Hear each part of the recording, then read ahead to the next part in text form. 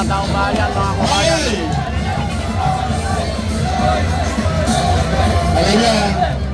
Thank you. Thank you. Pandarito, Pandaro. Redors yan, ha? Hindi. Magandang araw sa inyo lahat.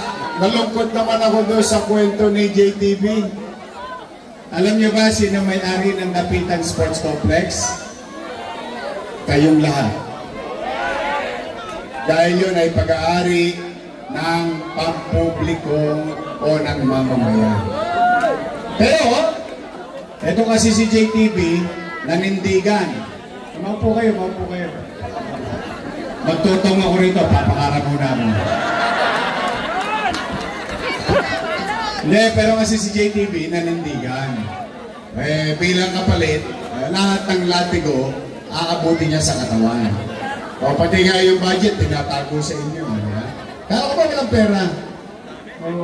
25 billion, dami yung pera. Laki. Sana meron ng gamot sa health center. Yun lang. Yun lang. Yun lang nga. Anyway, hindi naman tayo nagpunta rito para sa politika. Ang gusto lang namin ay kami ni Chichi makatulong sa layunin ni JTV. Okay. Para naman hindi na humaba, kasi mukhang yung saranggola ko. Laban na naman, walang kalaban eh. Ayan o. Hoy, baka mapanating kaya, wag mo masyado ibaba. Naghanap ng kalaban, no? Ang soga eh. Anyway, 30 years nang ginagawa ni JTV. Ang taya niya, posam. Diba? 10,000. So, 5 division, 10,000, 10,000, 10,000, 10,000. Tama ba? Yung olat, 5 bulik. So, 555. Nagsalita si Chichi.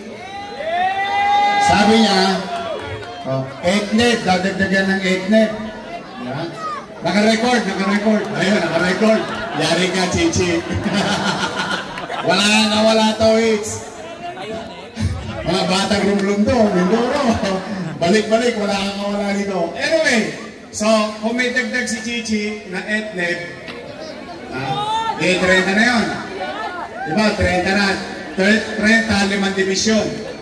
Tama ba? Bawat division magcha-champion, 30. Tapos, ang segunda, 15. Ikaw kasi nagkakamali ka ng iniimbitahan eh.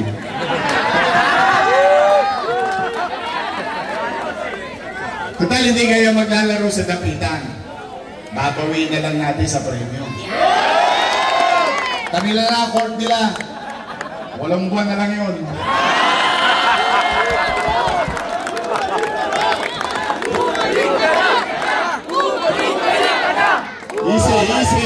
Easy. Puso nyo, nakadikit lang yan. Don't panic, it's organic. Pagtagpag mo nga dyan 2 choice. Nagkailangan kami dito. High na high kami, tabi sa ranggola ko. Ay, sorry. Lipat na lipat kami. Ay! Sa 30,000. Hindi kayo pinalaro sa Dapitan. Pinahirapan si JTV. Pasasayin natin sa premyo. Take 100,000 na bawat sabi!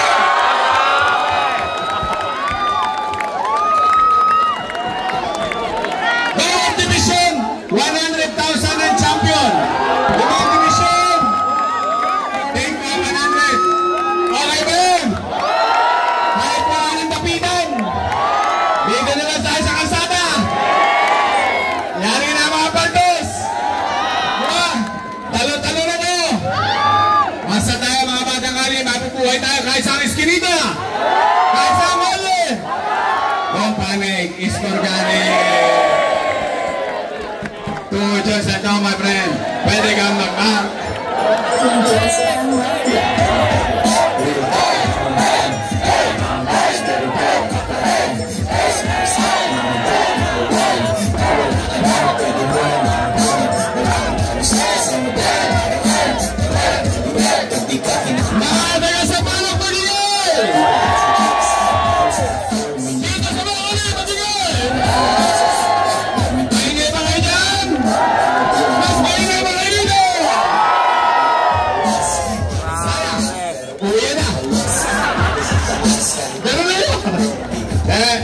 Gusto ko, masaya kayo dahil alam ko naman lahat kayo mag-participate para maraming makilala. Mag-excel kayo sa inyong field of undertaking. Ang paalala ko lang, walang mag-aaway ha. Hayaan nyo na yung mga politiko mag-aaway, huwag na kayo mag-aaway, magkakapit-bahay naman kayo. Kaya magkakatropa rin naman tayo dito ni Sampalo. So, masaya na kayo ngayon! O, yun lang ang purpose namin dito, magpasaya kami ni Chichi at Chesa at Sampo ng aming Yormes Choice. Nandito ang mga Yormes Choice ha? Huwag kayong pipili ng Ladies Choice. Asim yun. Isang bagsak pa.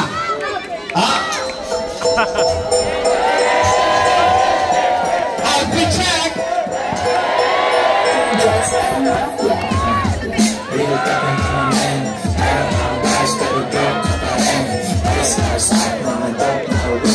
Don't panic. Is organic. Masaya na kami, na masaya kayo. Basta kami ni Chichi at sa po ng aming mga Yormes Choice. Sa pangunguna ni JTV, lagi nyo kami nasa Kodli. Dito lang kami sa Kodli. Huwag kayo magkilala, lalo dyan sa Kodli. Hindi kayo mawawalan. Hindi rin kayo magkakaroon. I love you, mag-ingat kayo. Pagpalain naman kayo ng buong may kapal. Manila!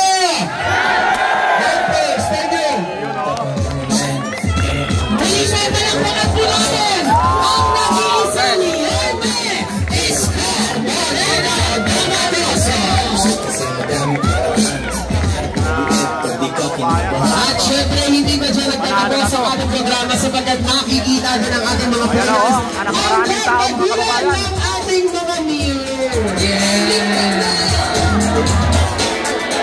Kaya ngayon po ay saksiyan po natin lighting of the arch. Ang arch lighting.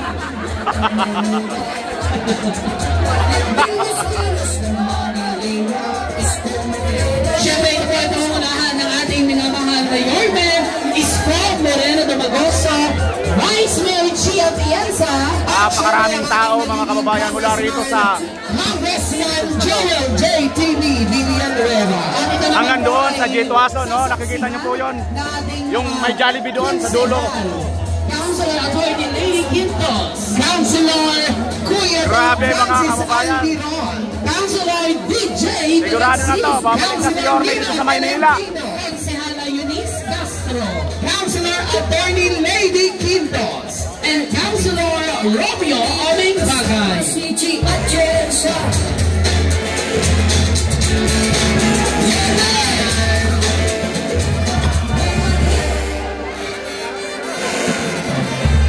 Mali po, palakpakan po natin, official na pong bukas ang ating 30th season ng Magdala Wag Magdroga.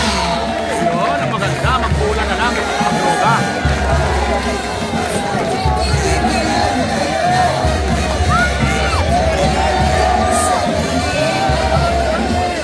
Ayan si Yorme mga kababayan at kitang-kita ang pananabik ng taong bayan na muling makabalik dito si Yorme Comorino sa Maynila bilang isang mayor. Talagang tabikan po mga kababayan. Kita niyo naman. At syempre ang ating magiging kagakay sa tamang panahon ng ating mga Yormes Choice. Councilor Doc Francis Albiron, Councilor Rino Tolentino, Councilor Eunice Castro, Councilor Attorney Lady Quinto, Councilor Romeo Bagay, Councilor DJ Bagachi. Sino kayang mag-uwi ng 100,000 pesos sa bawat division? Correct. Sa pagalingan niya ng kardagulan talaga ng mga malalaro. Pero mas magiging successful ang isang liga, syempre kapag may pagkakaisa. At syempre dapat walang pikon, laro-laro lang. Correct. At ngayon naman po, ay saksiyan naman natin. Ayan po ang ating nasasaksiyan ngayon. Paganapan dito sa Maynila. Punong-puno ng tao dito sa kalsada ng Domingo Santiago mga kababayan. Muli na natin natin Yorme! Makikita niyo po yan. magiging vice Napakaraming tao. mayor, Chi Atienza. At ang ating founder ng Yormis po, at talaga naman pinaninibigan na makabalik dito sa Maynila. So, sa nakikita po natin ngayon dito sa reaksyon ng taong bayan ay mukhang sigurado na po ito. At itong congressman na si JTV, mukhang napakalakas po nila rito mga kababayan. Kasali sa mga meals. Pa natin lumapit. Talagang hindi napakalabas. Ayan, sa simulan na natin ang baynagulan at pagandahan at paseksihan ng ating mga meals. Handa na ba kayo mga meals? Maraming tao.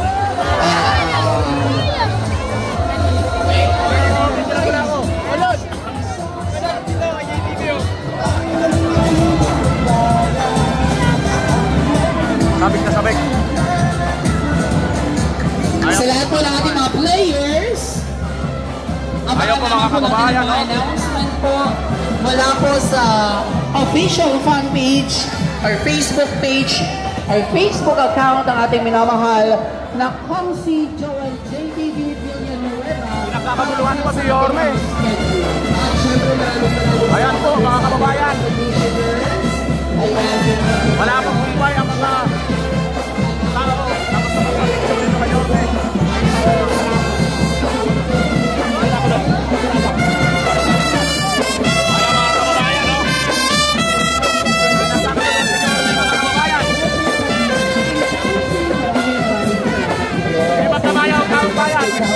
Barangay 576, maraming salamat po at sa lahat po ng ating po mga barangay tanong na kasama po natin sa pagpapalaganap po ng kapayapaan at syempre po sa ating opening. Maraming salamat po. Kaya simulan na natin, tuloy na tayo, simulan na po natin ang pagrampa ng ating mga views. So sa ating mga views, tatawagin po namin kayo isa-isa. Magpapakilala po kayo at magbibigay kayo ng inyong pick-up line. O kaya kasabihan. Correct. Okay. Handa na ba kayo mga boys? Eto na. Ayan mga kababayan, oh.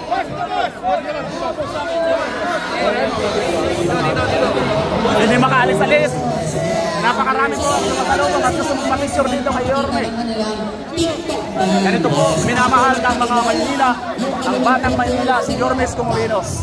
At inaasahan na po ang muling pagbabalik ng ating kilos-kilos, aksyon agad na mayor.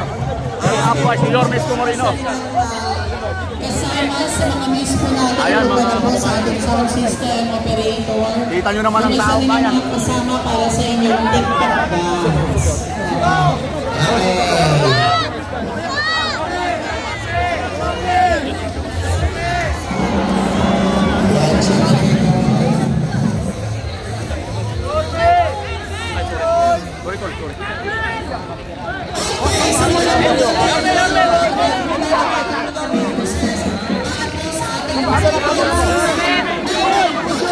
Grabe.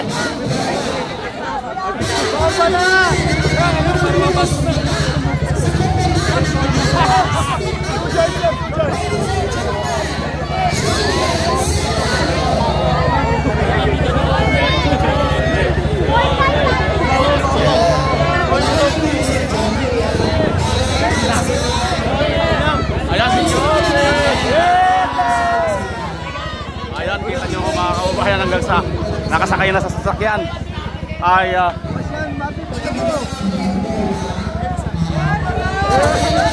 ayan o, ayan o, yun o,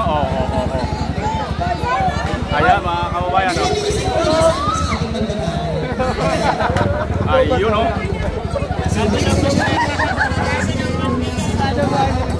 ayun mga kaubayan, ayun na sasakyan.